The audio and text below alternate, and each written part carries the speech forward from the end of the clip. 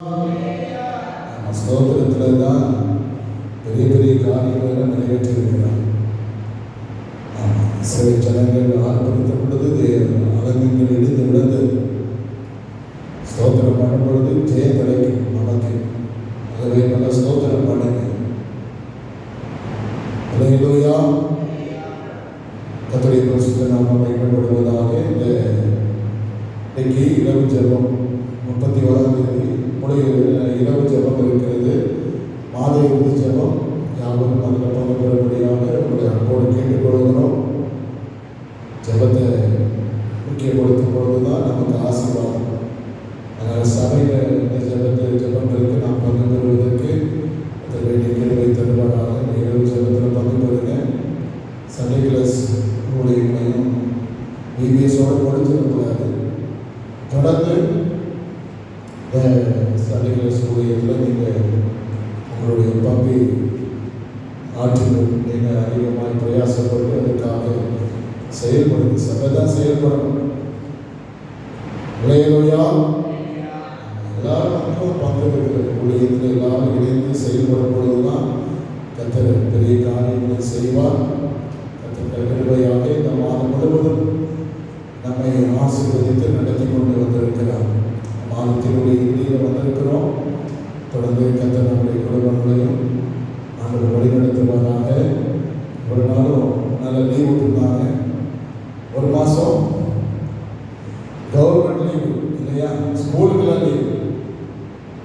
நீ மறுபடியும் லீவு முடிஞ்சு ஸ்கூலுக்கு திரும்பணும், ஸ்கூல் போகணும். அதே இப்போ பிள்ளைங்களுக்கெல்லாம் ரொம்ப கஷ்டமாக இருக்கும். பிள்ளைங்களுக்கெல்லாம் நல்ல ஜாலியாக விளையாடிட்டு இருந்துச்சு. இனிமேல் ஸ்கூல் போகணுமே அப்படின்னு ரொம்ப கஷ்டமாக இருக்கும். ஆகவே பிள்ளைகளுக்கு வேண்டிய பள்ளி கல்வி நாட்களுக்கு வேண்டிய கிருபையை கர்த்தர் அந்த பிள்ளைகளுக்கு தந்து சித்த ஞானத்தை தந்து அவனை ஆசீர்வதிக்க வேண்டும். அல்லேலூயா. படிப்பில் எல்லாவற்றிலும் சிறந்து விளங்கும் நம்முடைய பிள்ளைகள் எல்லாவற்றிலும் முதல் பலன்களாக இருக்கணும். ஆமென் சொல்லுங்க. முதல் பலன்கள் சபையில் முதல் பலன் இருக்கணும். எல்லாத்துலேயும் முதல் பலன் இருக்கணும். அதுதான் தேவன் விரும்புவது. நம்முடைய சபை எப்படி இருக்கணும்? நிறைய சபை இருந்தாலும் நம்முடைய சபை முதல் பலனான சபையாக இருக்கும். ஆமென் சொல்லுங்க. அல்லேலூயா. முதல் பலனான சபைகளாக இருக்கணும். சபைகள் இருக்கிறது, நம் முதல் பலனான சபை. ஆமென். இயேசு முதல் பேரானவர், எல்லாத்திலும் முந்தின பேரானவர், எல்லாத்திலும் முதன்மையாக இருக்கிறார் நம்முடைய ஆண்டவர். எல்லாவற்றுக்கும் தலையாக இருக்கிறார், எல்லாவற்றுக்கும் மேலாக இருக்கிறார். ஆகவே அவருடைய பிள்ளைகளாக நாமும் அப்படி மாறுவதற்கு ஆண்டவரை கேட்கணும். ஆனால் நம்ம படிக்கிற இடத்துல பிள்ளைங்க நல்ல சாட்சி உள்ள பிள்ளைகளாக விளங்க வேண்டும், ஆசீர்வாதமாக இருக்க வேண்டும். அல்லேலூயா. படித்து நல்ல பலன் கொடுக்கணும், பிள்ளைகளும் பலன் கொடுக்கணும், ஊழியத்துக்கு சப்போர்ட்டாக இருக்கணும். ஆமென். வேலைக்கு போகிறவங்க ஊழியத்துக்கு அவங்க தூணாக இருக்கணும், சபைக்கு தூணாக இருக்கணும், சத்தியத்துக்கு தூணாக இருக்கணும். ஒரு ஆமென் சொல்லுவோமா? சபைக்கு தூணாக இருக்கணும், வந்துட்டு போகிறதுக்காக இல்லை. சபையில் எல்லா காரியங்களும் நீங்கள் பங்கு பெறுவது கர்த்தர் உங்களை ஆசீர்வதிப்பார். அல்லேலூயா. தொடர்ந்து நல்ல ஜெபத்தோடு கூட மாதாவிற்கு வாங்க. ஆத்தும ஆதாயம் மிகவும் முக்கியமாக இருக்கிறது. ஆத்தும ஆதாயம் விலையேற பெற்றது. ஆத்தும மீட்பு விலையேற பெற்றது. அதனால் ஜனங்கள் ரட்சிக்கப்படுவார்கள். சபை எளிமையாக இருக்கக்கூடாது.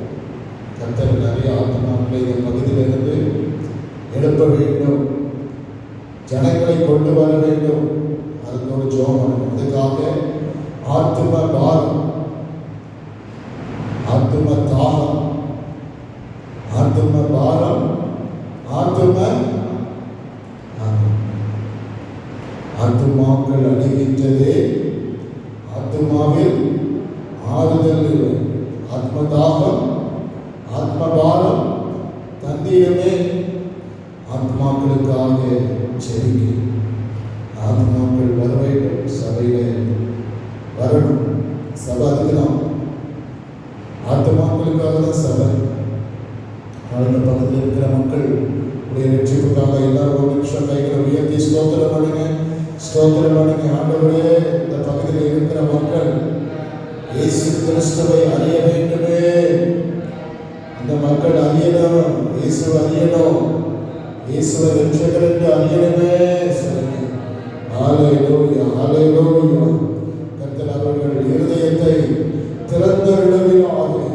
நீதியானவர்களுடைய இருதயத்தை திறந்தது போல இந்த பகுதியில் இருக்கிற ஜனங்களுடைய இருதயம் திறக்கப்பட்டு கர்த்தரை அறிந்து இயேசுவிடத்தில் வருவதற்கு உதவி செய்யும். குடும்பமாக ரட்சிப்புக்குள்ள கடந்து வரட்டும். கர்த்தராகிய இயேசுவை விசுவாசி அப்பொழுது நீயும் விட்டால் ரட்சிக்கப்பட வேண்டும். ரட்சிக்கப்படுகிறது இயேசுவே. அப்படியே செய்ய போவதற்காக நன்றி. இயேசுவின் நாமத்தில் பிதாவே, ஆமென். கர்த்தருடைய வார்த்தைகளை நாம் கடந்து போவோம். சங்கீதம் 123 2 வாசிக்கிறோம். 123 2.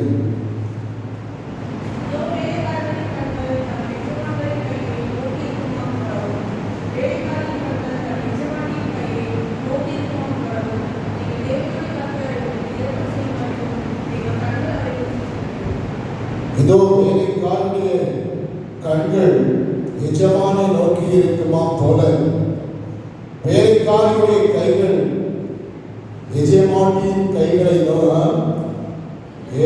வேலைக்காரனுடைய இதோ வேலைக்காரனுடைய கண்கள் எஜமானியுடைய கைகளை நோக்கி இருக்கிறது போல, வேலைக்காரனின் கண்கள் தன் எஜமானியின் கையை நோக்கி இருக்கிறது போல, எங்கள் தேவனாகிய கர்த்தர் எங்களுக்கு இறங்கும் வரையிலும் எங்கள் கண்கள் அவரையே, தேவனாகிய கர்த்தர் எங்களுக்கு இறங்கும் வரையும் எங்கள் கண்கள் அவரையே நோக்கி கொண்டிருக்கிறது. 1வது வசனத்தில், அதே அதிகாரம் 1வது வசனத்தில் வாசிக்கிறோம். பரலோகத்தில் வாசமாக இருக்கிற வரை உங்களிடத்தில் கண்களை ஏறெடுக்கிறேன்.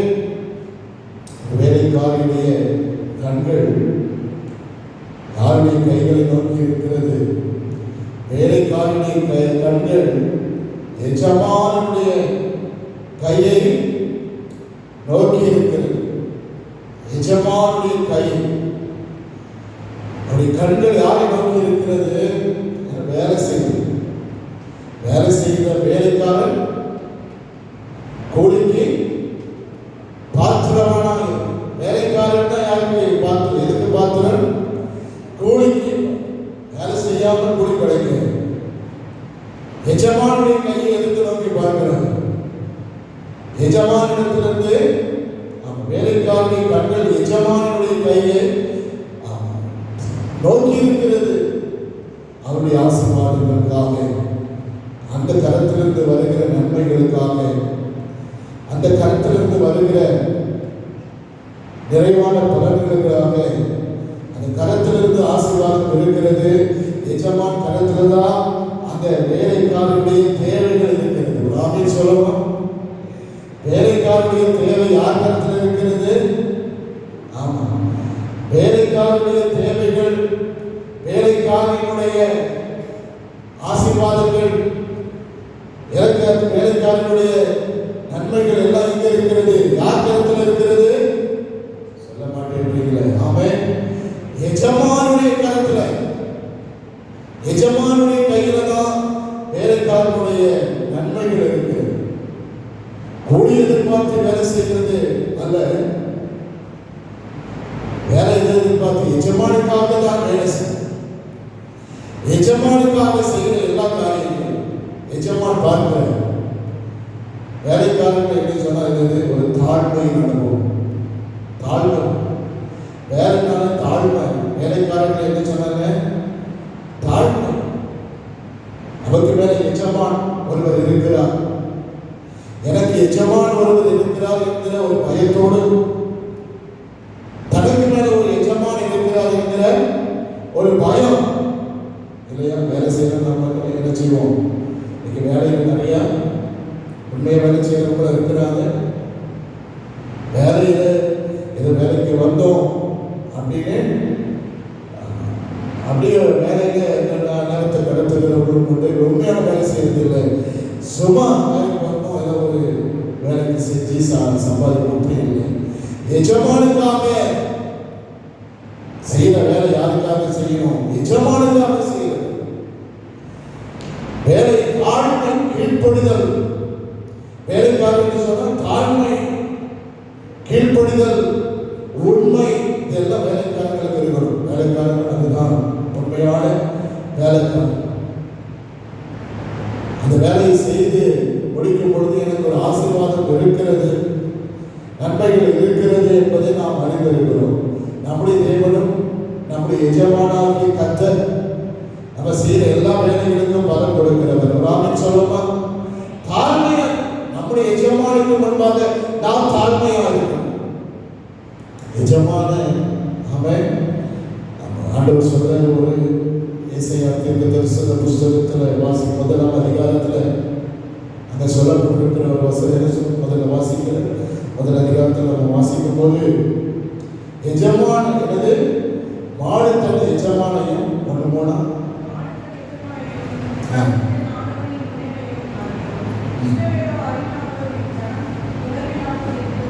ஆண்டவர் சொல்லுகிறார், மாடு தன் எஜமானை முன்னணையும் கழுதை தன் எஜமானை முன்னணையும் அறியும். ஆண்டவர் எஜமானே அறியும். நான் என் எஜமான் யார்? எஜமானனை அறிந்திருந்தாலும் என்ன செய்ய முடியும்? அந்த எஜமானுக்கு உழைக்கிறது. அந்த மாடு பாடுபடுகிறது. மாடு என்று சொன்னால் பாடுபடுகிற சிந்தை. அவன் காலை எருது என்று சொன்னால் பாடுபடுது.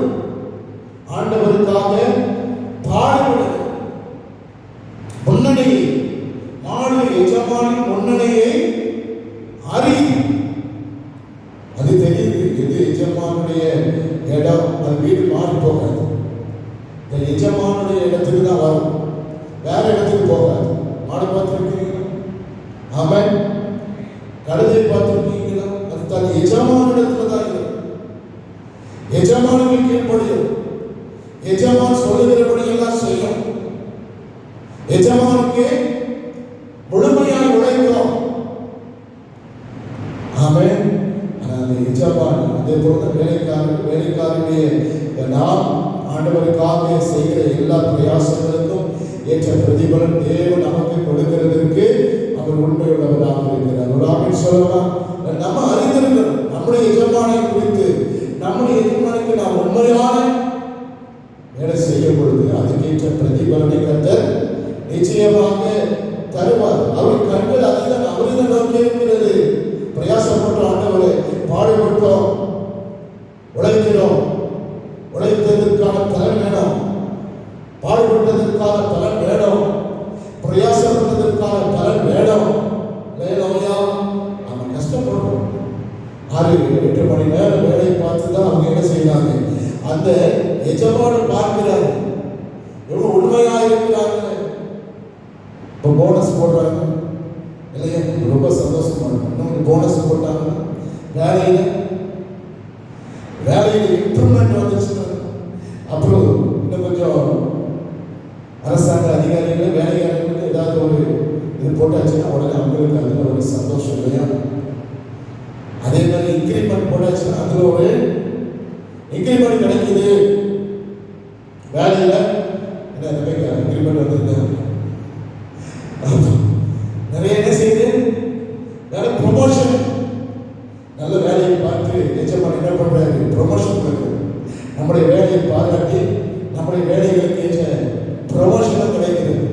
ப்ரொமோஷன் கிடைக்கும் போது சிலர் சொல்லும்போது, ஐயோ நான் இவ்வளவு நாள் இப்போ வேலை பார்த்தோம், எனக்கு சரியான வேலைக்கு ஏற்ற ஊதியம் கிடைக்கவில்லை, அது கொண்டு போய் சேர்க்கப்படலை, எஜமானுக்கு அது தெரியல அப்படின்னு குறை சொல்லுகிறவரோடு பெற்றுக்கொண்டும் குறை சொல்லுகிற என்னையா இந்த எஜமான் ஒன்றுமே கொடுக்க மாட்டேன்ற வேலை வாங்கிக்கிறாங்க, வேலைக்கு மேல வேலை வாங்குறாங்க, ஆனா ஒரு கொடுக்கிறது இல்லை அப்படின்னு வாங்கினாலும் கூட சிலர் திருப்தி இருக்காது.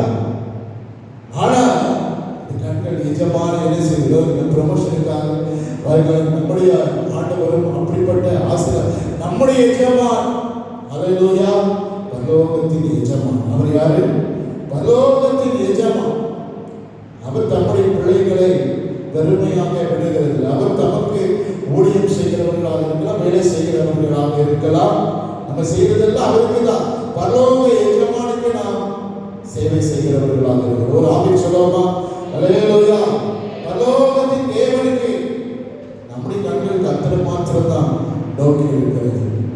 நம்முடைய எஜமானை நோக்கி இருக்கணும், நம்முடைய தேவனை நோக்கி இருக்கணும். ஆண்டவரே, நான் பிரயாசப்பட்டு பாடுபடுகிறது எல்லாம் ஆண்டவருக்கு தெரியும். ஒருவேளை நம்ம செய்கிற வேலைகள் நம்ம எல்லாருக்கும் பூமியில கர்த்தருக்கு தான். அல்லேலூயா. அவர் தான் பரம எஜமானாக இருந்து நமக்கு எல்லாருக்கும் வேண்டியதெல்லாம் கொடுக்கிறவர் அவர் தான். பிள்ளைகளாக இருக்கிறோம், ஆண்டவருக்கு ஒரு பகுதியில் நம்ம பிள்ளைகளாக இருக்கிறோம். வேலைக்காரங்க கீழ்ப்படுது தாழ்மை. ஆண்டவருக்கு நம்ம எவ்வளவாக நம்மை தாழ்த்துகிறோம், அதுதான் ஆண்டவர் பார்க்கிறார். கண்களையே நோக்கி இருக்கிற வேற ஒன்று. இன்னொரு எஜமானுடைய கண்களை நல்ல பேர் கிடைச்சிடாதா? நமக்கு வேலை செய்யும் போது நல்ல பேர் கிடைக்கிறோம் இல்லையா? எஜமானுடைய கண்கள் நம்ம பற்றுறதா? இன்னைக்கு வேலையில கீழே இருக்கிறார், நாளைக்கு மேல நிலைமையை கொண்டு வருவதற்கு உயர்வு வரணும்னு சொன்னா எஜமானுடைய கண்களில் நமக்கு என்ன வேணும்? தயவு கிடைக்கணும். ஆமென் சொல்லுங்க. அல்லேலூயா. யோசேப்புக்கு சிறைச்சாலையுடைய கண்களிலே கர்த்தர் தயவு கிடைக்கப்பட்டார். எஜமானுடைய கண்களிலே தயவு கிடைக்கப்பட்டார். பாருங்க, யோசேப்பை குறித்து வாசிக்கிறோம். 38ஆம் அதிகாரம், ஆதியாகமம் 39ஆம் அதிகாரத்தில் நீங்கள் வாசிக்கும் பொழுது அங்கே அவன் தன் வீட்டில் எல்லாவற்றுக்கும் அவனை அதிகாரியாக வைத்தான். அவன் காரிய சித்தி உள்ளவன். வாசிக்கும்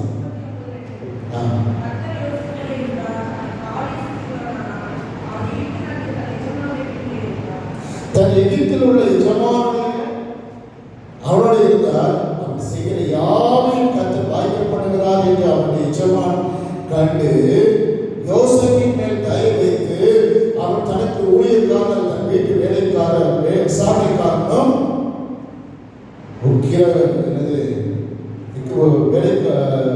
விசாரணைக்காரனும் உண்டான யாவற்றிலும் அவனுடைய கையிலே ஒப்புவித்தான். அல்லேலூயா. அவன் தன் வீட்டில் தனக்கு உண்டான எல்லாவற்றிலும் விசாரணைக்காரனாய் இருந்த முதல் கொண்டு கர்த்தர் யோசேப்பு நிமித்தம் அந்த எகிப்தின் வீட்டை ஆசீர்வதித்ததினாலே அவனுக்கு வீட்டிலும் வெளியிலும் அவனுக்கு உண்டான எல்லாவற்றிலும் கர்த்தருடைய ஆசீர்வாதம் ஒரு வேலைக்காரன் நிமித்தமாக. என்ன வேலைக்காரன்? யோசேப்பு என்கிற தேவனுடைய அவன் தன் எஜமானுக்கு எப்படி இருந்தா பாருங்க. அந்த எஜமான் அவனுடைய பார்வையில அவன் நல்லா இருக்கிறத கண்டு, அவன் பார்வையில உண்மையாக இருக்கிறதை அவன் கண்டு, தன் பார்வையில் அவன் இருக்கிறதை பார்த்து அவனை அவன் வீட்டு விசாரணைக்காரனாக, உக்கிரக்காரனாக, அவனுக்கு உண்டான எல்லாவற்றையும் அவனுடைய கையில ஒப்புவிக்கிறவனாக. ஆமென் சொல்லுவோமா? அல்லேலூயா. பொறுப்பு கொடுக்கப்பட்டது. வேலைக்காரனுடைய கண்கள் எஜமானுக்கு எப்படி பிரியமானதை செய்யணும், எஜமானுக்கு எப்படி உமக்கு பிரியமானதை செய்ய எனக்கு நம்முடைய எதிர்பார்ப்பு நம்முடைய எஜமானை பிரியப்படுத்துவதாக இருக்கிறேன். ஒரு ஆமென் சொல்லுமா? அல்லேலூயா. நம்ம தேவன் நம்மை பார்க்கிறார். அல்லேலூயா. உண்மையை பார்க்கிறார். கர்த்தருடைய கண்களையே நோக்கி இருக்கிறோம். நம்முடைய கண்கள் எப்போ ஆண்டவருக்கு பயந்து நடக்கும் பொழுது, ஆண்டவருக்கு பிரியமானதை செய்யும் பொழுது, ஆண்டவருடைய சித்தத்தை அறிந்து செயல்படும் பொழுது, அவருக்கு சித்தமானதை செய்யும் பொழுது கர்த்தர் என்ன செய்கிறார்? இந்த பொறுப்பை நமக்கு கொடுக்கிறார். பொறுப்பை கொடுக்கிறார். பொறுப்பை கொடுக்கிறார். ஆமென். மேலான பொறுப்பை கொடுக்கிறார். எல்லாத்தையும் கொடுக்கிறார். அவரையா படிப்படியாக உயர்த்தப்படுகிறார். படிப்படியாக உயர்த்தப்படும். ஒரு ஆமென் சொல்லுமா? ஸ்டெப் பை ஸ்டெப்பாக உயர்த்தப்படும். கொஞ்சம் கொஞ்சமாய் உயர்த்தப்படும். ரேடிய நாளில் ஒரு வசனம், ஆரம்பத்திலே துரிதமாய் பெற்ற சுதந்திரம். இந்த ஆட்சி நினைப்பது அப்படியே. ஆரம்பத்திலே துரிதமாய் பெற்ற ஆசீர்வாதம் முடிவில் என்ன செய்யாது? சுதந்திரத்தை 29 நீதிமொழிகள் 29ஆம் அதிகாரத்தில் இருக்கிறது நினைக்கிறேன். ஆரம்பத்திலே துரிதமாய்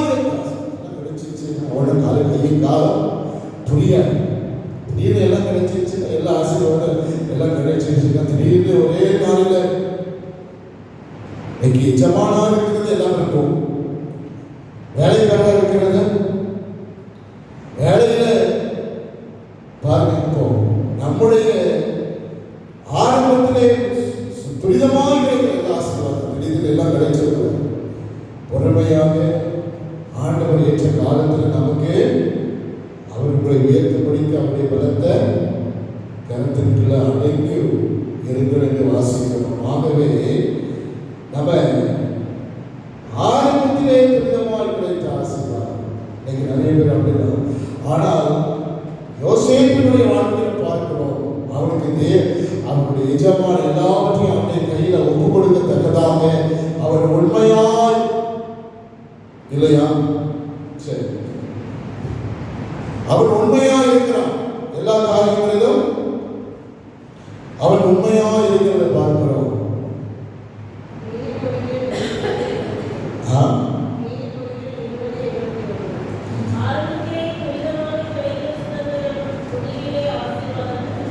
ஆரம்பத்திலே துரிதமாக கிடைத்த உடனே கிடைச்சு, உடனே உயர்வு, உடனே மேன்மை, உடனே ஆசீர்வாதம். பாடுபடுறோம், எவ்வளவு கஷ்டப்பட்டு இருக்கிறோம் என்பது தேவன் அறிந்திருக்கிற நம்முடைய கஷ்டங்கள், நம்முடைய பாடுகள், நாம் எவ்வளவு பிரயாசப்படுறோம், ஆண்டவருக்காக நாம் என்னென்ன செய்கிறோம் என்பதெல்லாம் அவர் அறிந்திருக்கிறபடினால் அதுக்கேற்ற பலனை கர்த்தர் என்ன செய்வார்? தருவார்.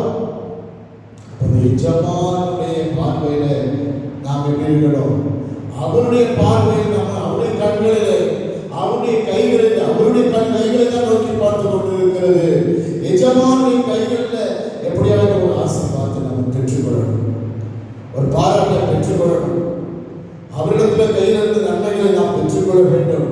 நம்முடைய எஜமான் நமக்கு கொடுக்கிறவர், அவருக்கு தாராளமாக ஏராளமாக. ஆண்டவரே சொல்வாரு, நான் வஞ்சகனா இருக்கு, நான் தயாரா இருக்கும் பொழுது நீ வஞ்சகனா இருக்கலாமா? எனக்குரியதை எடுத்து கொடுக்கிறதுக்கு எனக்கு அதிகாரம். அப்போ எஜமான் என்ன செய்ய, தனக்கு விருப்பமானதை என்ன செய்ய முடியும்? கொடுக்க முடியும். அவர் பின்னாடி வந்தவங்களுக்கு ஒரே பணத்தை கொடுக்கிறாரு, முன்னாடி வேலை செய்ய பின்னாடி வந்தவங்களுக்கு ஒரே பணம். அவ கேட்கிற இது என்ன, அவங்களுக்கு என்ன சமமாக்கினீங்களே? நாங்கள் வெயிலையும் பாடுகளையும் நாங்கள் எஜமானுக்கு தெரிந்து யாருக்கு எதை கொடுக்கணும், எப்படி கொடுக்கணும், எந்த விதத்தில் கொடுக்கணும் என்பதை அவர் அறிந்திருக்கிறார். அதனால எஜமான் அறிந்திருக்கிறவரை நம்முடைய கண்கள் அவரை நோக்கி இருக்க வேண்டும். அல்லேலூயா.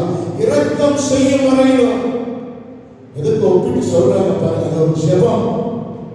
இந்த ஜெபம் நமக்கு தேவை. ஆண்டவரே, உம்முடைய இரக்கம் உம்முடைய கையிலிருந்து எங்களுக்கு ஆசீர்வாதம் வரும் வரையிலும் எங்கள் கண்கள் உமையே நோக்கி இருக்கிறது. நம்முடைய கண்களும் கர்த்தரையே நோக்கி இருக்கணும், நம்முடைய எஜமானாகிய தேவனை நோக்கி இருக்கணும். அவரிடத்திலிருந்து வருகிற வரையிலும், ஆசீர்வாதம் வருகிற வரையிலும், நன்மைகள் வருகிற வரையிலும், இரக்கம் கிடைக்கும் வரையிலும். அல்லேலூயா. எது கிடைக்க வரைக்கும்? இரக்கம் கிடைக்கும் வரைக்கும். ஆண்டவரிடத்திலிருந்து இரக்கம் கிடைக்கணும், எஜமானிடத்திலிருந்து நன்மைகள் கிடைக்கணும். அதுவரைக்கும் நம்முடைய கண்கள் அவரையே நோக்கி கொண்டிருக்கு. அல்லேலூயா. வேற நம்ம அப்போஸ்தலர் 9ஆம் அதிகாரத்தில் வாசிக்கும் பொழுது, அப்போஸ்தலர் 9ஆம் அதிகாரத்தில் பேதுருவும் பேதுருவும் யோவானும் அந்த ஜெப நேரமாக 9ஆம் மணி நேரத்தில் ஆலயத்துக்கு போகும்போது அங்கே வாசிக்கலாம். அப்போஸ்தலர் 9ஆம் அதிகாரம் 4ஆம் வசனம் வாசிங்க.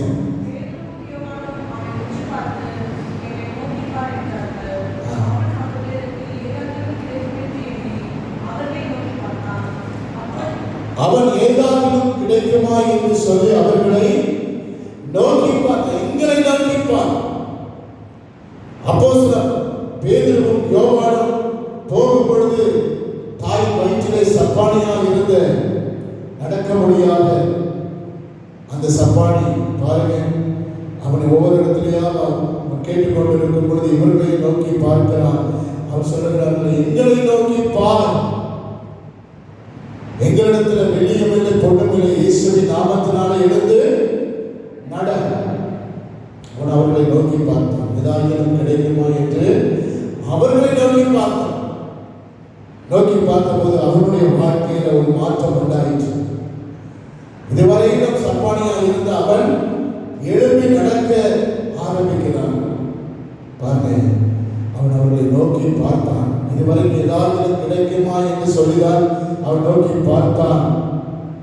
அவனுடைய வயிற்றுக்கு எதுவாக கிடைக்குமா, அது போதும். வயிற்றை நிரப்புனா போதும், அதுக்கு போதுமானது இருந்தால் போதும். ஆனால் அவனையே எழுப்பி ஒரு சாட்சியாக நிறுத்தினார். ஒரு ஆமென் சொல்லுமா? அவன் சப்பானியாக இருந்தவனையே எழுப்பி ஆண்டவர் ஒரு சாட்சியாய் ஆமென் சொல்லுங்க. அவன் சப்பானியாக இருந்தவன் நோக்கி பார்த்ததுனாலே வசனம் சொல்லுகிறது சங்கீதம் 30 அவர்கள் அவரை நோக்கி பார்த்து பிரகாசம் அடைந்தார்கள், அவர்கள் முகங்கள் வெட்கப்படவில்லை. அவர்கள் அவரை நோக்கி பார்த்து பிரகாசம் அடைந்தார்கள். அதான் இயேசுவை நோக்கி பார்க்கிறார்களோ. இயேசுவை நோக்கி பார்க்கும் பொழுது நமக்கு விடுதலை உண்டு, அற்புதம் உண்டு. சங்கீதம் 34:5 வாசிக்கிறோம். அவர்கள் அவரை நோக்கி பார்த்து பிரகாசம் அடைந்தார், அவர்கள் முகங்கள் வெட்கப்படவில்லை. சப்பானியாக இருந்தவனை ஒரு சாட்சியாக கர்த்தர் மாற்றினார். சப்பானியாக இருந்தவனை கர்த்தர் சாட்சியாக நிறுத்தினார். ஒரு ஆமென் சொல்லுமா? அல்லேலூயா. அவன் நோக்கி பார்த்தான், ஏதாவது கிடைக்குமா, வாழ்க்கையில் ஏதாவது போதுமானது எனக்கு கிடைக்கிறது, எனக்கு தேவைகள் இன்றைக்கு தேவை சந்திக்கப்பட்ட போதும். இன்னைக்கு அனைவருடைய நேரம் அன்றைக்கு காரியம் நமக்கு சந்திக்கப்பட்ட போதும் அப்படின்னு தான் நம்ம வாழ்வோம். ஆனால் இவனை ஒரு சாட்சியாக நிறுத்த வேண்டும் என்று தேவன் ஒரு நோக்கம் இவனை வைத்திருந்தபடியினால இவன் நோக்கி பார்த்தான். நோக்கி பார்த்தது யாரை நோக்கி பார்த்தான்? ஊழியக்காரர்களை நோக்கி பார்த்தான். ஒரு ஆமென் சொல்லமா? நோக்கி பார்க்கிறது நம்ம யாரை நோக்கி பார்க்கிறோம்? அல்லேலூயா. நம்முடைய தேவைகளுக்காக அவர் சொல்ல வேண்டிய இடத்துல இங்கே அவர் சொல்ல பொழுது அவனுக்கு கிடைக்க வேண்டிய ஆசீர்வாதம் கிடைத்தது, வர வேண்டிய நன்மை அவனுக்கு வந்தது. அதுவரைக்கும் வாழ்க்கையில் நம்ம இப்படிதான் ஓட்டிட்டு நம்முடைய வாழ்க்கையை வாழ்நாள் முழுவதும் நம்முடைய வாழ்க்கை இதுதான் நம்முடைய தலையெழுத்து. நீங்க நிறைய பேர் நினைக்கிறாங்க இதுதான் என்னுடைய தலையெழுத்து அப்படின்னு இல்லை. ஆனால் அந்த வாழ்க்கையில் கர்த்தர் ஒரு மாற்றத்தை அவனுக்குள்ள ஒரு அவனை எழுப்பி ஒரு சப்பானியாக இருந்தவனை கர்த்தர் ஒரு சாட்சியாக மாற்றினார். ஒரு ஆமென் சொல்லுவா? அல்லேலூயா. நோக்கி பார்த்த பொழுது இப்போ நம்ம நோக்கி பார்க்கிறோம் கர்த்தரிடத்தில் இரக்கத்துக்காக. அவருடைய இரக்கம் நமக்கு கிடைக்கணும், அவருடைய தயவு நமக்கு கிடைக்கணும். தேவனிடத்தில் இரக்கம், அவரிடத்தில் திரளான இரக்கம் உண்டு, திரளான இரக்கம். 130 சங்கீதத்தில் வாசிக்கிறோம், அவரிடத்துல திரளான மீட்பு உண்டு.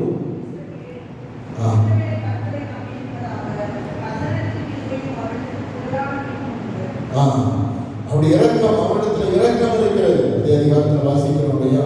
30 வாசிக்கிறோம்.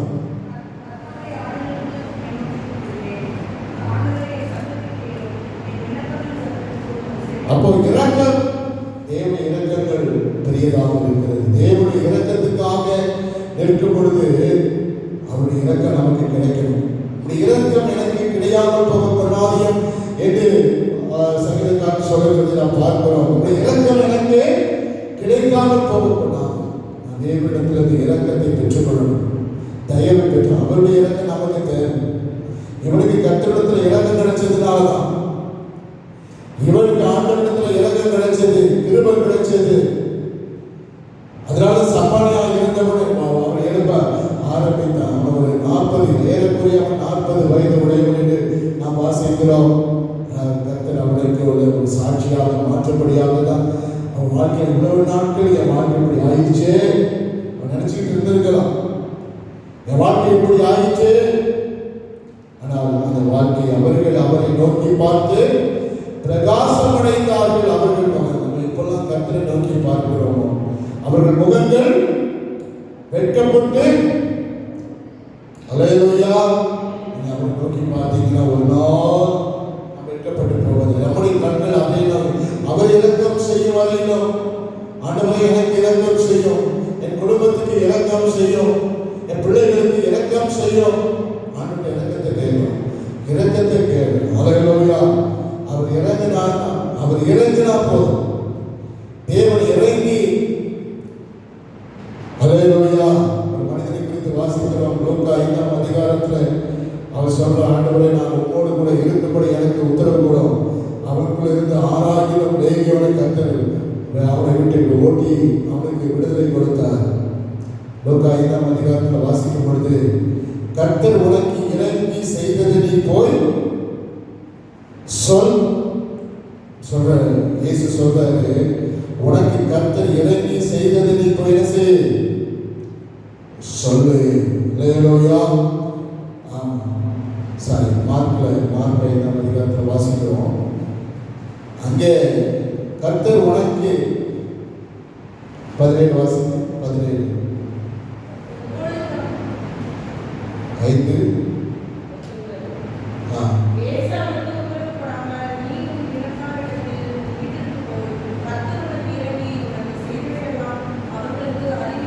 கர்த்தர் உனக்கு இறங்கி செய்தவைகளெல்லாம் அவர்களுக்கு அறிவி சாட்சியா சொல்லுவோம்.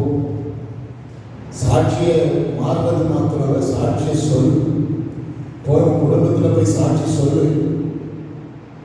ஆமென். உன் உறவினர்கள் மத்தியில் போய் சாட்சி சொல்லு. உன் சொந்தக்காரங்க மத்தியில் போய் சாட்சி சொல்லு. உன் ஊர்ல போய் உனக்கு சாட்சி சொல்லு. ஊர்ல போய் சாட்சி சொல்லு.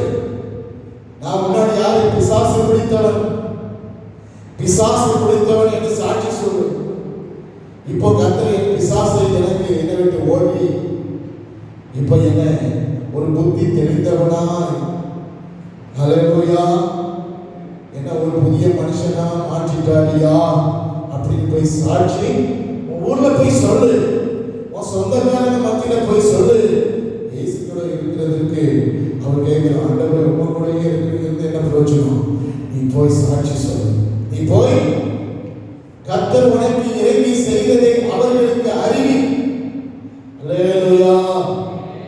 நம்ம கர்த்தர் நமக்கு என்னென்ன இறங்கி இருக்கிறார் பார்க்கணும். கர்த்தர் இறங்கி நம்ம மீட்டு எடுத்திருக்கிறார். பாருங்க, இல்லைன்னா நம்ம எத்தனை பேர் எப்படி இருந்தது போல் தெரியாது. அழைந்து திரிந்து கொண்டிருப்போம்.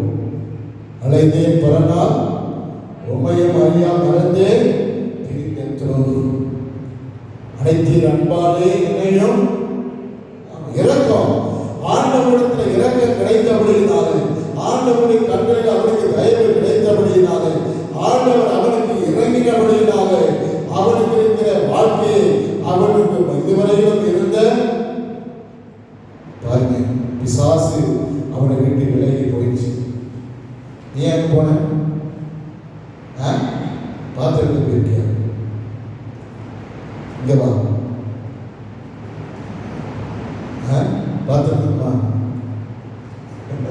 அப்படின்னு அக்கா மேல பாசத்தோட வேண்டாம் உங்களுக்கு. அப்ப இறங்கி செய்தது கர்த்தர் என்ன செய்யற? நமக்கு எத்தனையோ வியாதியிலிருந்து, பிசாசின் கட்டுகளிலிருந்து, வியாதியிலிருந்து நம்மை விடுவிக்கிறார். சோத்திரமான ஆமென்.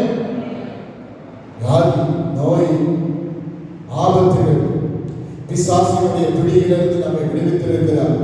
மாந்திரிகத்திலிருந்து விடுதலையாக்கி இருக்கிறார். பிள்ளை சூரியத்திலிருந்து விடுதலையாக்கி இருக்கிறார். பிள்ளை சூரியத்திலிருந்து நம்ம விடுதலை பெற்றுக்கிறோம். அல்லேலூயா. சிலர்களை பிசாசின் பிடியிலிருந்து கர்த்தர் விடுதலையாக்கி இருக்கிறார்.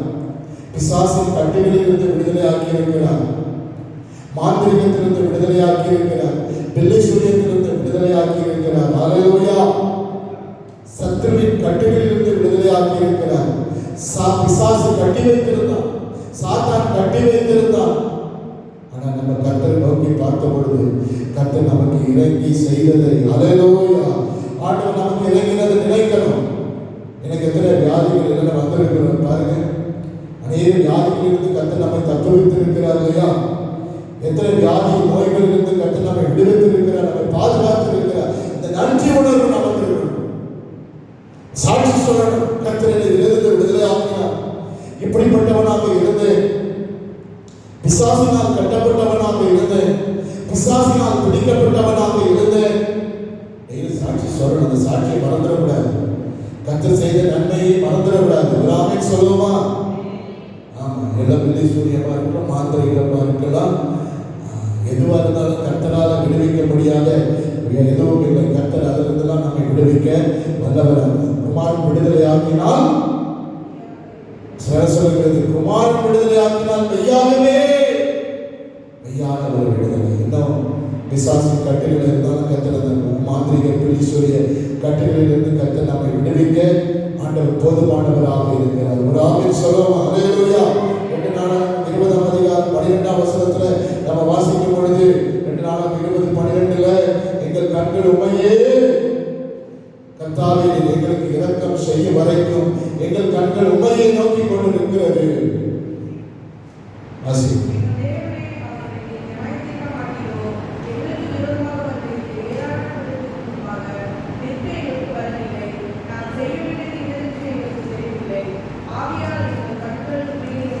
எங்கள் கண்கள் உண்மையே செய்திருக்கிறது.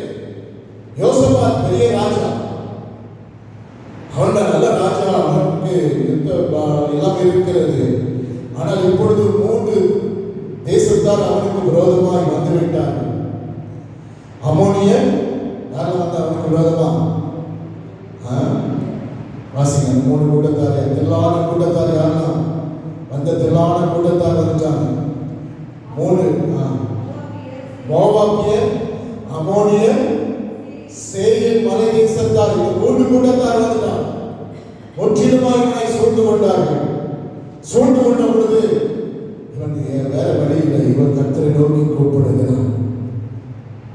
அவன் தன்னுடைய யுத்த ஞானத்தை எல்லாம் கையாளவில்லை. அவன் கர்த்தரை நோக்கி பார்க்க ஆரம்பித்தான், கர்த்தரை நோக்கி கூப்பிட ஆரம்பித்தான், கர்த்தரை கேட்க ஆரம்பித்தான், கர்த்தரிடத்தில் தன்னுடைய தேவைகளை சொல்ல ஆரம்பித்த. ஆண்டவரே, இதிலிருந்து எங்களை விடுவிக்கிறதற்கு எங்களால் முடியாது, எங்களால் முடியாது. எங்கள் யுத்தங்கள் பிரச்சனைகள் வரும்பொழுது, சோதனைகள் வரும்பொழுது நீர் உம்மை நோக்கி பார்க்கும்படியாக சொல்லி இருக்கிறீரே. அல்லேலூயா. விரோதமாக வரும் பொழுது ஆமென், தேவனை நோக்கி பார்க்கும் பொழுது கர்த்தர் என்ன செய்கிறார்? அதிலிருந்து அவர்களை தப்புவிக்கிறார். அவனை தப்புவித்தார். ராஜாவாக அவனுக்கு யுத்தத்திலிருந்து அவனுக்கு எதிராக வந்ததான பிரச்சனைகளை கர்த்தர் முறியடித்தார். அல்லேலூயா. அவர்களே தங்களுக்குள்ளாக வெற்றுண்டு மடியும்படியாக கர்த்தர் ஜெயத்தை கொடுத்தார். ஒரு ஆமென் சொல்லுங்க. இவன் கர்த்தரை நோக்கி பார்க்கும் பொழுது கர்த்தர் இவனுக்காக அங்கே யுத்தத்தை அவர் செய்கிறார். அங்கே என்ன பண்ணுகிறார்? ஆமென். அவர்கள் தங்களுக்குள்ளே வெற்றுண்டு மடியும்படியாக அசிரியா ராஜாவினால் எசேக்கியா ராஜாவுக்காக 6,00,000 பேர் ஒரு தூதனை அனுப்பி கொண்டார். ஆனால் இங்கே அவர்களே தங்களுக்குள்ளே வெற்றுண்டு மடிய முடியாது. அவங்களுக்குள்ளே கலகம் வந்தது. ஒருத்தருக்கு விரோதமாக ஒருத்தரை எழுப்பும்படி செய்தார். 3 பேரை என்ன பண்ணாங்க? இவனுக்கு விரோதமாக வந்தவர்கள் அவர்களுக்குள்ளே அதை திரும்பும்படியாக நம்முடைய ஆண்டவர் யுத்தம் செய்கிறவர். அல்லேலூயா. யுத்தத்தை நடப்பிக்கிறார். நம்முடைய ஆண்டவர் நமக்கு விரோதமாய் வருகிற யுத்தங்களை நமக்கு நடப்பிப்பார். எந்த யுத்தமா இருக்கலாம், உங்களுக்கு விரோதமான யுத்தங்களை கர்த்தர் மாற்றி போடுவார். ஒரு விரோதமான யுத்தம் பண்ணுவார்கள், ஆனால் உங்களை மேற்கொள்ள மாட்டார்கள். அல்லேலூயா. சத்துருக்கள் வரலாம், சத்துருக்கள் எழும்பலாம். சத்துரு நமக்கு விரோதமாக எழும்பி கிரியை செய்யலாம். உங்க குடும்பத்துக்கு விரோதமாக சத்துருக்கள் எழும்பலாம்.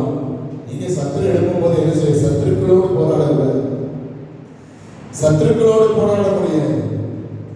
அவங்களோட போராடினா நமக்கு அவன் பலன் இல்லை. சத்துரு நம்மளை விட பலசாலியாக இருக்கும். அவன் பலசாலியாக இருக்கிறான், அவன் பெரிய பலமுள்ளவனாக இருக்கிறான். ஆனால் நம்ம என்ன செய்யணும்? நம்முடைய பலன் இல்லை, ஆனால் நமக்குள்ள இருக்கிறவர் பெரியவர். அல்லேலூயா.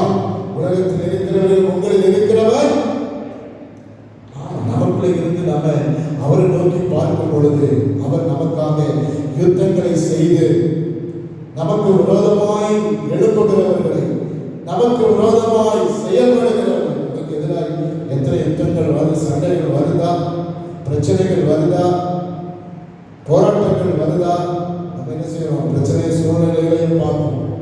நம்முடைய கண்கள் சூழ்நிலைகளை தான் பார்ப்போம். நம்முடைய எதிரியுடைய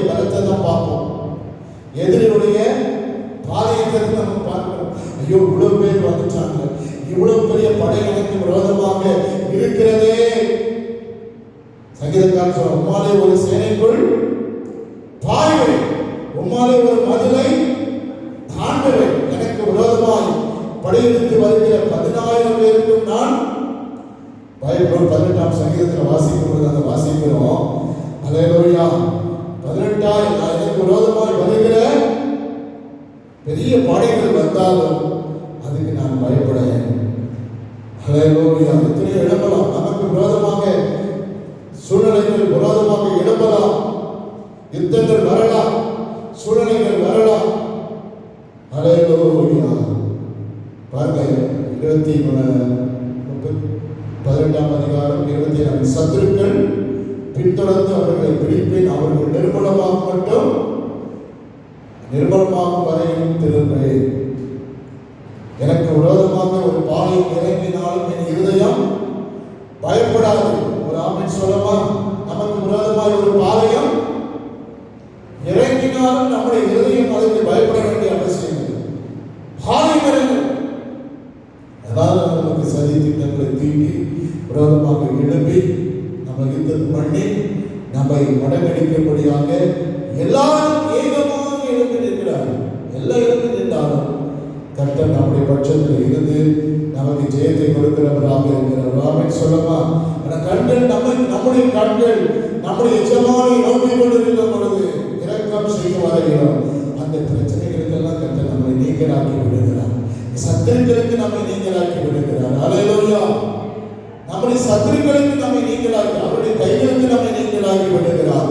நமக்கு விரோதமாய் வந்தவர்களை கர்த்தரே துரத்துறார். நீங்க துரத்த வேண்டியதில்லை, அவரே துரத்துவார். ஒரு ஆமென் சொல்லவா?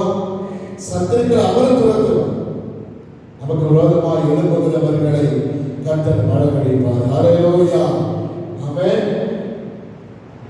1 நாளாகமம் 4ஆம் அதிகாரம் 10ஆம் வசனத்தில் வாசிக்கிறோம். அங்கே யாபேஸ் விதமாய் ஜெபம் பண்றான். தன் தேவனாகிய கர்த்தரை நோக்கி, தேவரே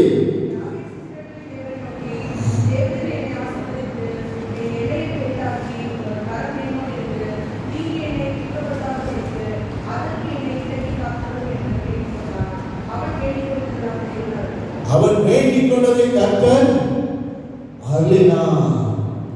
தேவன் அவன் வேண்டிக் கொண்டதை அருளினார். அவன் எனக்கு வேண்டிக் கொண்டான். யாபேஸ் தேவனை நோக்கி என்ன வேண்டிக் கொள்கிறான்? தேவரீர் என்னை ஆசீர்வதித்து என் எல்லைகளை பெரிதாக்கி தீங்கு என்னை துக்கப்படுத்தாதபடிக்கு. அவ்வளவு துக்கத்துல, இதுவரைக்கும் துக்கத்துல வாழ்ந்துட்டேயா? வாழ்க்கையே துக்கத்துல தான் ஆரம்பமாச்சு. துக்கத்தின் மகன், அவன் பேர் என்ன பேரு? யாபேஸ். துக்கத்தின் மகன். யாபேஸ் என்ன பேரு? துக்கத்தின் மகனை இப்பொழுது கர்த்தர் ஆசீர்வாதத்தின் மகனாய் மாற்றினார். ஒரு ஆமென் சொல்லவா? அவரை நோக்கி பார்த்த பொழுது இதுவரைக்கும் அவன் வாழ்க்கை துக்கமாக இருந்தது. துக்கத்தின் மகனாக இருந்த அவனை ஆண்டவர் ஆசீர்வாதத்தின் மகனாய், கனத்தின் பெருமகனாய் மாற்றினார். அதுக்கு என்ன காரணம்? ஒரே ஒரு ஜெபம் தான். இந்த 2 வசனம் தான் யாபேசினுடைய ஜெபம். யாபேசை பற்றி வேற எந்த ஒரு 3 வசனங்கள் யாபேசை பற்றி சொல்லப்பட்டிருக்கிறது. பாருங்க, ஒரு சின்ன ஷார்ட், ஆனால் அதில் அடங்கி இருக்கிற ஜெபம் மகிமை வல்லமை நிறைந்த ஒரு ஜெபம். அவன் நான் தேவனை நோக்கி ஜெபம், தேவனே என்னை ஆசீர்வதி, என் எல்லைகளை பெரிதாக்கும், தீங்கு என்னை துக்கப்படுத்தாத. நீங்களுக்காக, குடும்பத்துக்காக அப்படி ஜெபம் பண்ண. ஆண்டவரே என்னை ஆசீர்வதி. யாபேசுக்கு மாத்திரமல்ல, உங்களையும் துக்கத்தின் பிள்ளைகளாக இருந்தால் உங்களை ஆசீர்வாதத்தின் மகளாக கர்த்தர் மாற்றுவார். ஆமென். இனி நீங்கள் துக்கத்தின் பிள்ளைகள் அல்ல, ஆசீர்வாதத்தின் பிள்ளைகளாக மாறப்போகிறீர்கள். ஆமென். துக்கத்தின் பிள்ளைகள் அல்ல, சாபத்தின் பிள்ளைகள் அல்ல, ஆசீர்வாதத்தின் பிள்ளைகளாக மாறணும். ஆண்டவரே என்னை ஆசீர்வதித்து என் எல்லைகளை பெரிதாக்கி தீங்கு என்னை துக்கப்படுத்தாதபடி உங்களுடைய கரம் என்னோடு கூட இருந்து அதற்கெல்லாம் என்னை விலக்கி காத்தருளோ. அல்லேலூயா. அப்போ கர்த்தர் அவனுடைய ஜெபத்தை கேட்டு கர்த்தர் என்ன செய்தார்? அவனை ஆசீர்வதித்தார். அவன் வேண்டிக் கொண்டதை தேவன், அதுக்கு முக்கியமான அந்த பகுதி அவன் வேண்டிக் கொண்டதை தேவன் அருளினார். அவனுடைய ஜெபத்துக்கு பதில் கொடுத்து விட்டார். ஆண்டவர் ஜெபத்துக்கு உத்தரவு கொடுத்து விட்டார். அவன் ஜெபத்தை சொல்லிட்டார். அவன் ஜெபம் முடிகிறதுக்குள்ள அவனுக்குள்ள ஆசீர்வாதம் வந்து விட்டது. ஆமென். அவன் ஜெபம் முடியும் போதே ஆன்சர் வந்துருச்சு. ஜெபத்தோடு கூட பதிலும் வந்து விட்டது. ஜெபம் மாத்திரமல்ல, அந்த ஜெபத்துக்கான பதிலையும் கர்த்தர் கொடுத்து அவனை ஆசீர்வதித்தார். இந்த நாட்களிலும் நம்முடைய ஜெபத்துக்கு கர்த்தர் பதில் கொடுக்கிறார். ஹல்லேலூயா. இந்த ஜெபத்துக்கு பதில் கொடுக்கிறார். இதுவரைக்கும் நான் ஆண்டவரை நோக்கி கூப்பிட்டு கொண்டிருக்கிறேன், அவரை நோக்கி பார்த்து கொண்டிருக்கிறேன், அவருடைய கைகளை தான் நான் நோக்கி பார்த்து கொண்டிருக்கிறேன். உனக்கு இரக்கம் கிடைக்க வேண்டும் ஆண்டவரே, இரக்கம் செய்யப்பட வேண்டும். ஆண்டவருடைய ஜெபம் கேட்கப்பட்டு அதற்கான பதில் வருகிற நேரம் வந்துவிட்டது. உங்கள் ஜெபம் கேட்கப்பட்டு விட்டது. எத்தனை பேர் விசுவாசிக்கிறீங்க? யாபேசின் ஜெபம் கேட்கப்பட்டது போல என்னுடைய ஜெபமும் கேட்கப்பட்டிருக்கிறது. நான் ஆண்டவருடைய சமூகத்தில் வந்து எதற்கெல்லாம் ஜெபித்திருக்கிறேனோ அதையெல்லாம் நிச்சயமாய் நிறைவேறும். ஹல்லேலூயா. ராஜாக்கள் 8ஆம் அதிகாரம் 52ஆம் வசனத்தை வாசிக்கும் பொழுது அங்கே ஜெபித்த ஜெபத்துக்கு பதில் கொடுக்கப்பட்டது. வாசிங்க, 8:52 வாசிங்க. ராஜாக்கள் 8:52.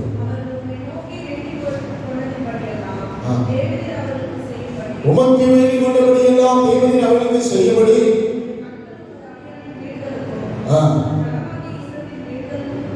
திறந்திருப்பதாக உம்மை நோக்கி உம்மை பார்த்து உமக்கு கொள்ளுகிற எல்லாவற்றுக்கும் ஏற்ற ஜெபத்துக்கு இன்னைக்கு பதில் வந்து கொண்டு ஆண்டவரே இங்கே எதற்காக ஜெபித்திருக்கிறார்களோ, இந்த ஆலயத்தில் வந்து ஜெபித்தார்களோ அவருடைய ஜெபங்களுக்கெல்லாம் நீ பதில் கொடுக்கிற தேவனாக இருக்கிறீர். எங்கள் எஜமானன், பரலோகத்தின் எஜமானன் இதை கேட்க அவர் மௌனமாக இருக்கிறது இல்லை. ஹல்லேலூயா. அந்த பதில் வந்தது. ஆமென். இந்த யாபேசுக்கு பதில் வந்தது போல, யாபேசின் ஜெபத்தை கர்த்தர் வேண்டிக் கொண்டதை அறிந்தது போல கர்த்தர் நம்முடைய ஜெபத்தை நிச்சயமாய் தள்ளாமல், உங்கள் ஜெபத்தை தள்ளாமலும், அதான் சங்கீதக்காரன் சொல்ற 68ஆம் சங்கீதமா கடைசி ஜெபத்தை தள்ளாமலும் உம்முடைய கிருபை என்னை விட்டு விலகாமலும் இருக்கிற கர்த்தருக்கு ஸ்தோத்திரம். 66:20 வாசிக்கும். அதுக்கு முதல் வாசகம் கர்த்தரின் ஜெபத்தை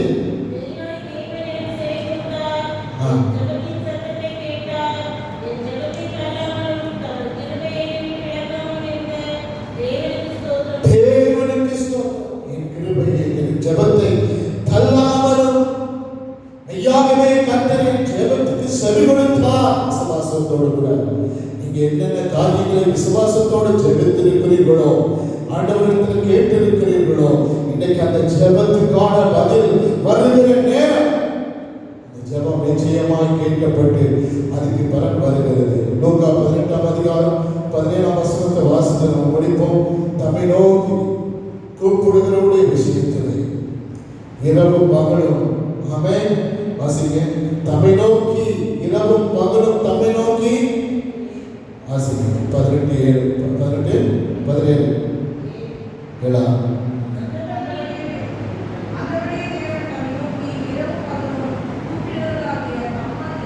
தம்மை நோக்கி இரவும் பகலும் கூப்பிடுகிறவர்களுடைய விஷயத்திலே நேரிய பொறுமை உள்ளவராக இருந்து நியாயம் செய்யாமல் இருப்பாரோ என்று உங்களுக்கு சோர்ந்து போகாமல் ஜெபம் பண்ணுங்கள் என்று சொல்லி இயேசு சொல்லுகிற ஓமைகள் சொல்லுகிறார். சோர்ந்து போகாமல், இதுவரைக்கும் சோர்ந்து போயிட்டோம். ஜெபமணி நிறைய பேர் சோர்ந்து போகும். இதில் சோர்ந்தவன் ஜெபமணி தம்மை நோக்கி இரவும் பகலும் தம்மை நோக்கி அவரை நோக்கி ஜெபிக்கிறவர்கள், அவரை நோக்கி கூப்பிடுகிறவர்கள், ஆராதிக்கிறவர்கள், பாடுகிறவர்கள், துதிக்கிறவர்கள் ஒரு நாள் வெட்கப்பட்டு போவதில்லை. ஒரு நாளும் அவர்கள் முகங்கள் வெட்கப்பட்டு போவதில்லை. ஒரு நாளும் அவர்கள் அவர்களுக்கு இரக்கம் நிச்சயமாய் கிடைக்கும். தேவனிடத்தில் இரக்கம் வருகிறது.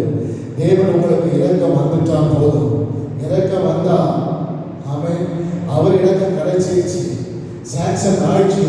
இதுவரைக்கும் இதெல்லாம் நடக்காது என்று நீங்க பைப் மொழியாச்சு நினைச்சிருக்கணும். ஆனால் அது நடக்காது என்று சொல்ல காரியங்கள் இனி நிறைவேற போகிறதை நீங்கள் பார்க்க போகிறீர்கள். இதுவரையும் நடக்காத காரியங்களை கர்த்தர் உங்கள் வாழ்க்கையில மறுபடியுமாக நடப்பதற்கு விடாமல் நீங்கள் செழித்துக் கொண்டிருக்கிற பொழுது, விடாமல் ஆண்டவரை பிடித்து உறுதியாய் பற்றி பிடித்துக் கொண்டிருக்கும் பொழுது, விடாமல் அவர் மேல் நம்பிக்கை வைத்திருக்கும் பொழுது, விடாமல் அவரை அண்டிக் கொண்டிருக்கும் பொழுது, நிச்சயமாக தேவன் நம்மை பற்றி இரவும் பகலும் கூப்பிடுற விஷயத்தில், அந்த விஷயத்தில், உங்க விஷயத்தில் கர்த்தர் இப்பொழுது தாமதிக்க மாட்டார். அவர் தாமதிக்க மாட்டார். எல்லா கண்களை மூடி கர்த்தருடைய சமூகத்தில் ஒப்பு கொடுப்போம். ஆண்டவரே, இன்னைக்கு என்னை அர்ப்பணிக்கிறேன். வேலைக்காரியை கண்கள் எஜமானை நோக்கி இருக்கிறது போல, அந்த வேலைக்காரியை போல நான் உங்களுடைய சமூகத்தில் வந்திருக்கிறேன். அந்த வேலைக்காரனை போல உங்களுடைய சமூகத்தில் வந்திருக்கிறேன். ஒரு வேலைக்காரன் ஆண்டவரை எப்படி தன் எஜமானை கரத்தை பார்க்கிறானோ, ஹல்லேலூயா, ஆமென். எஜமானுடைய வேலைக்காரனுடைய கண்கள் கரத்தை நோக்கி இருக்கிறது. தேவனுடைய கரத்தை நோக்கி இருக்கிறது. தேவனுடைய கரத்தை நோக்கி இருக்கிறது. இந்த காலை வேளையில நான் ஒரு வேலைக்காரனை போல, ஒரு வேலைக்காரியை போல ஆண்டவர் இன்னைக்கு உங்களுடைய கரத்தை, என்னுடைய கண்களை உங்களை வைக்கிறப்பா. ஹல்லேலூயா. என் கண்கள் உங்களுடைய கரத்தை தான் நோக்கி பார்த்து கொண்டிருக்கிறது. எங்கள் தேவனாகிய கர்த்தர் எங்களுக்கு இரக்கம் செய்ய வேண்டும். எங்கள் ஊழியர்களில் இரக்கம் செய்ய வேண்டும். எங்கள் குடும்பங்களில் இரக்கம் செய்ய வேண்டும். எங்கள் சபைகளில் இரக்கம் செய்ய வேண்டும். ஹல்லேலூயா, ஹல்லேலூயா. கர்த்தர் இறங்குகிற நேரம் இது. தேவன் இறங்குகிறார். ஹல்லேலூயா. கர்த்தர் தமக்கு பயந்தவர்களுக்கு இறங்குகிறார். கர்த்தர் தம்மை நோக்கி கூப்பிடுகிறவர்களுக்கு இறங்குகிறார். ஹல்லேலூயா. தமிழத்தில் ஜெபிக்கிறவர்களுக்கு கர்த்தர் இறங்குகிறார். ஹல்லேலூயா, ஹல்லேலூயா. ஆமென். ஸ்தோத்திரம். ஆபீஸை போல ஜெபித்துக் கொண்டிருக்கிறீர்களா? உங்கள் ஜெபங்களுக்கு கர்த்தர் பதில் வரப்போகிறது. ஹல்லேலூயா. அவர்கள் அவரை நோக்கி பார்த்து பிரகாசம் அடைந்தார்கள். அவர்கள் முகங்கள் வெட்கப்படவில்லை. எல்லா கர்த்தர் ஸ்தோத்திரம். ஹல்லேலூயா. எங்கள் முகங்கள் வெட்கப்படுவதில்லை. ஹல்லேலூயா. அவர்கள் முகங்கள் பிரகாசம் அடைந்தது. ஹல்லேலூயா. சப்பானியை சாட்சியாய் மாற்றினான். சப்பானியாக இருந்தவன் நோக்கி பார்த்த பொழுது அவன் சாட்சியாய் மாறினான். பிசாசு பிடித்தவனுக்கு கர்த்தர் இறங்கின பொழுது அவனுக்குள்ள இருந்த எல்லா மாந்திரிகங்கள், வெளி சூழ்நிலைகள், பிசாசின் கட்டுகள் எல்லாம் உடைக்கப்பட்டது. அதே இயேசு இன்றைக்கு நம்முடைய மத்தியில் உள்ளாகிக் கொண்டிருக்கிறார். எல்லாரும் விசுவாசத்தோடு ஸ்தோத்திரம் பண்ணுங்க. ஹல்லேலூயா. அந்த 10 பேர் ஆண்டவரை நோக்கி கூப்பிட்ட பொழுது 10 பேர் கூப்பிட்டான். தாவீதின் குமாரனை எனக்கு இறங்கும், தாவீதின் குமாரனை எனக்கு இறங்கும், இறங்கும் என்று சொல்லி கூப்பிட்ட பொழுது கர்த்தர் அவனுக்கு இறங்கினார். ஹல்லேலூயா. அவனுக்கு இறங்கினார். அவனுக்கு இறங்கினார். ஹல்லேலூயா. அதை இயேசு நமக்கு இறங்கும்படி காத்திருக்கிறார். உங்களுக்கு இறங்கும்படி அவர் காத்திருக்கிறார். ஹல்லேலூயா. வசனம் சொல்லுகிறது, அவர் உங்களுக்கு இறங்கும்படி காத்திருப்பார். ஏசாயா 30ஆம் அதிகாரத்தில் வாசிக்கிறோம். அவர் உங்களுக்கு இறங்கும்படி காத்திருக்கிறார். எல்லா கரங்களை தட்டி கர்த்தரை ஸ்தோத்திரம் பண்ணுங்க. இன்னைக்கு உங்களுக்கு இரக்கம் செய்ய போகிறார். மாதத்தின் கடைசியில் வந்திருக்கிற நம்முடைய வாழ்க்கையில தேவனுடைய இரக்கத்தை கண்டடைய போகிறோம். தேவனுடைய இரக்கத்தை கண்டடைய போகிறோம். ஹல்லேலூயா. அவருடைய கரத்திலிருந்து நிறைவான ஆசீர்வாதங்கள் வருகிறது. அவருடைய கரத்திலிருந்து நன்மைகள் வருகிறது. ஹல்லேலூயா. கரம் கொடுக்கவில்லை. ஆண்டவர் சொல்லுகிறார், வெற்றிக்க கூடாதபடிக்கு என் கரம் கொடுக்கவில்லை, கேட்க கூடாதபடி என் செவிகள் மந்தமாகவில்லை. ஹல்லேலூயா. இயேசுவே சுவாமி அடிமை சரண் பொருளே.